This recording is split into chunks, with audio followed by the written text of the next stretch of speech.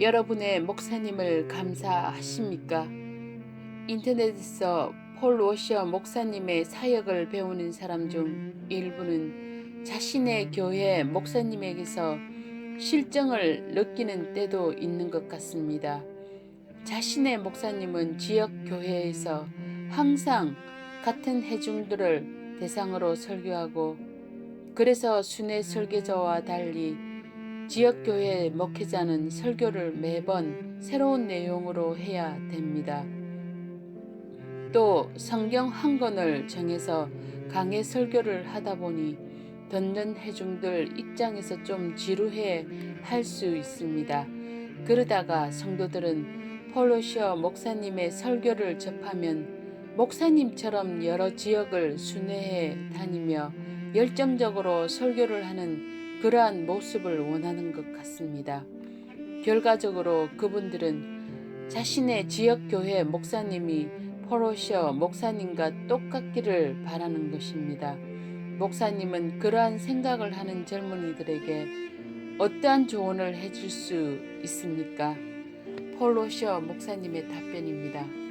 하루는 제가 어느 교회에서 예배를 마치고 걸어 나와서 그 교회 담임 목사님과 같이 서 있는데 저는 인사하는 사람들과 악수를 하고 있었습니다. 그런데 어떤 사람들이 저에게 와서 말하기를 저는 지금까지 이런 설교를 들어본 적이 없습니다. 제가 5년간 들은 것보다 더 많은 진리를 배웠습니다. 폴 워셔 목사님이 설교하는 것처럼 우리 교회 목사님도 강단에서도 그렇게 설교해 주시면 좋겠네요. 그런데 그런 말은 마귀의 말과 같은 것입니다. 자기 교회 목사님에게 그렇게 말하는 것은 큰 잘못입니다. 제가 페루에서 있었던 이야기를 하나 들려드리겠습니다. 저도 페루에서 지역교회를 목회했던 때가 있었습니다. 그때 제가 경험을 통해 배운 것은 성도들이 설교를 한 번만 듣고는 어떤 내용을 다 배울 수 없다는 뜻입니다. 그래서 제가 어떤 교리나 어떤 성경 내용을 가르치려면 여러 달에 걸쳐서 계속 반복해서 그 주제를 가르쳐야 했습니다. 그러면 저는 성도들에게 더 잘 가르치기 위해서 제가 그 가르침을 마치면, 즉 제가 아는 모든 성경 지식을 쏟아부어서 가르친 다음에는 페루의 경건한 현지인 목사님들이나 현지인 정글 선교사들을 초대해서 연이어서 똑같은 주제를 가르치게 요청했습니다.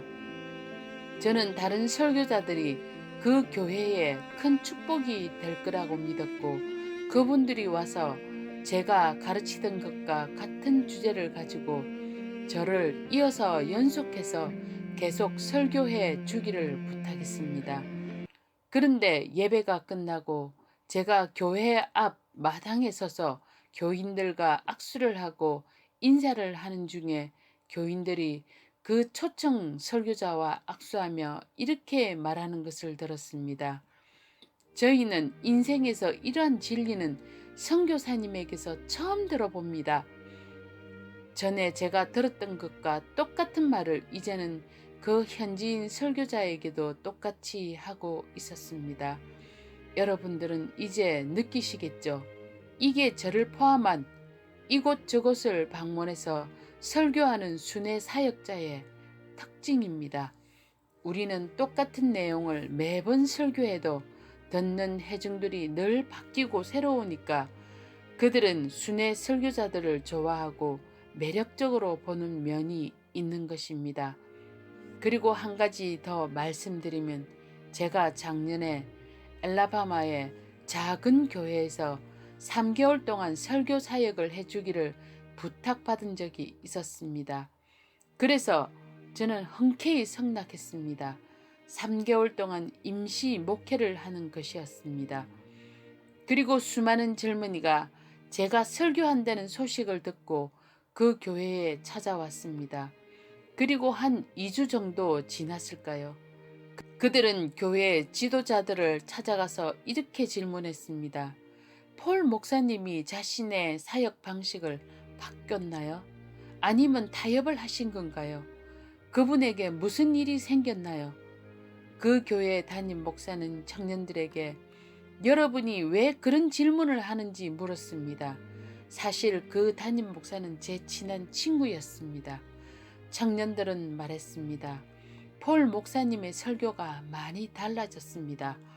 그 이유는 제가 그때는 순회를 하지 않고 한 교회에 머물면서 회중에 오랜 기간 동안 설교를 하다 보니 부흥집회 설교가 아니라 목회 설교를 했던 것입니다. 그래서 설교 스타일이 약간 바뀐 것이었습니다.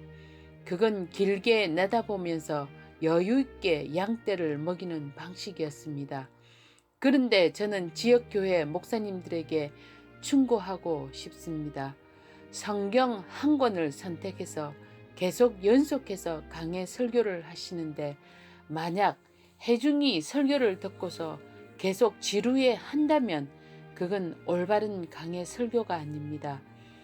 제 말은 예배소서와 같은 성경을 아무런 열정이 없이 강해하는 것은 정말 말도 안 되는 것입니다. 어떻게 설교가 사람들에게 아무런 영향을 미치지 못한다는 겁니까? 그래서 양쪽을 다 고려해 봐야 합니다. 설교를 듣는 회중들이 늘 강력한 것을 원하는 것도 온당하지 못하고 설교를 하는 목회자들이 늘 시시하게 하는 것도 사실일 수 있습니다. 제가 한 가지 추천해 드리겠습니다.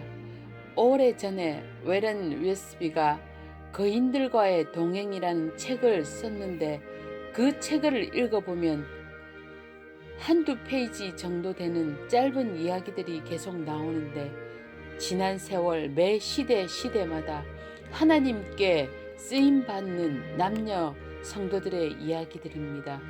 저는 그 책을 제 서재에 오랫동안 보관하고 있었습니다. 그 이유가 뭐냐고요? 목사님들 들어보십시오.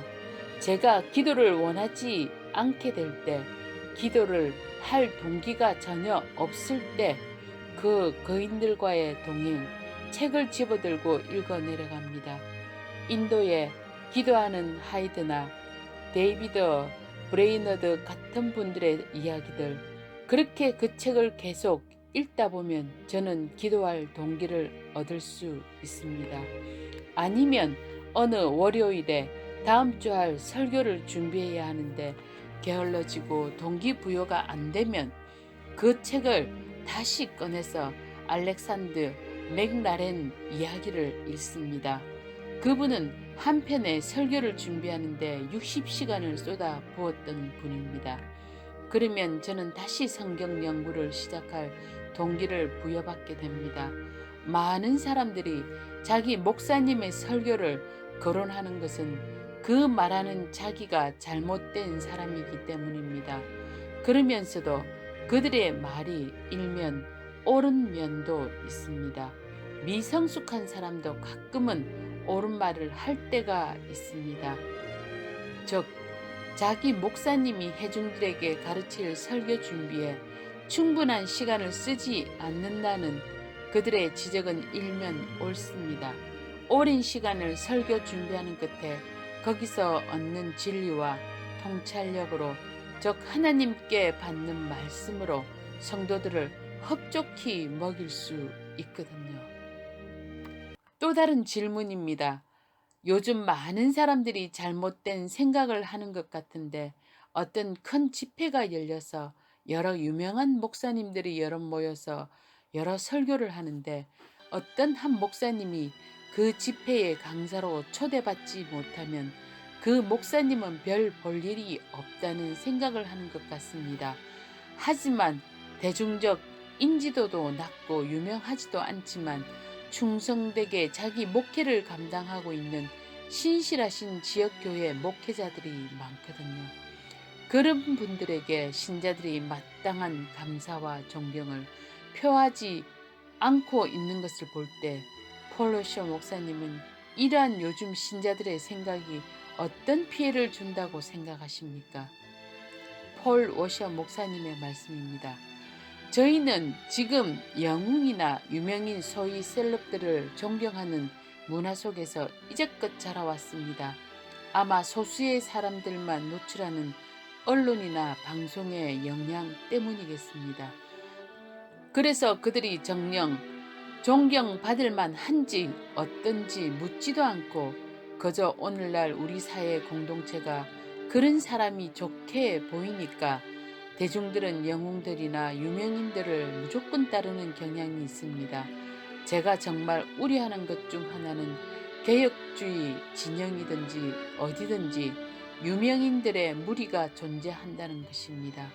그래서 큰 집회를 살펴보면 유명인들이 반복해서 초대를 받습니다.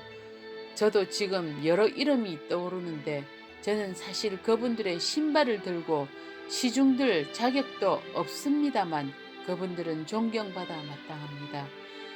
그런데 이런 셀럽들을 따르는 분위기가 생기는 것은 그분들의 잘못이 아니라 개혁주의 진영이든지 다른 곳의 많은 젊은이들이 그분들을 편향적으로 찾고 따르는 것이 문제입니다.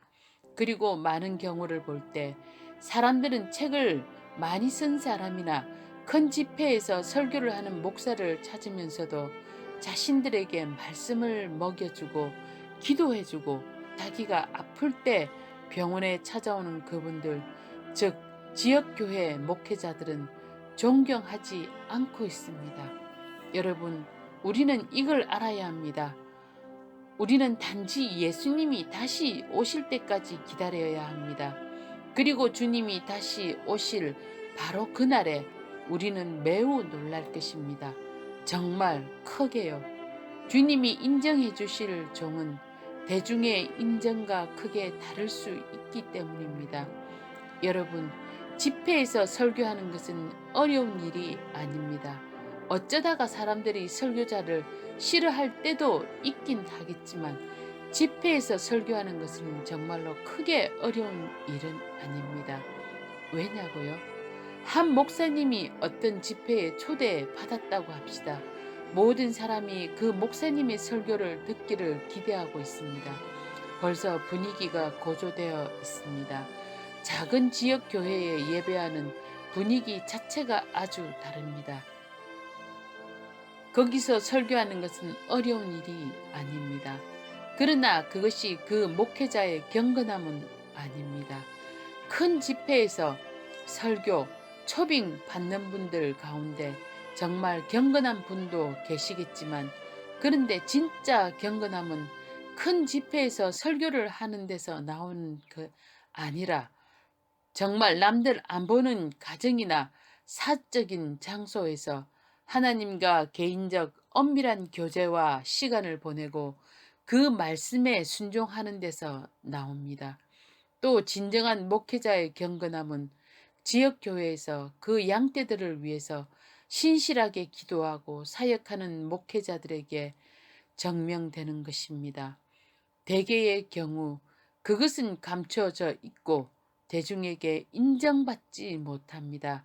그렇지만 위대하신 목자장 예수님께서 다시 오실 때 경건한 목회자는 그때 반드시 인정받을 것입니다. 아멘.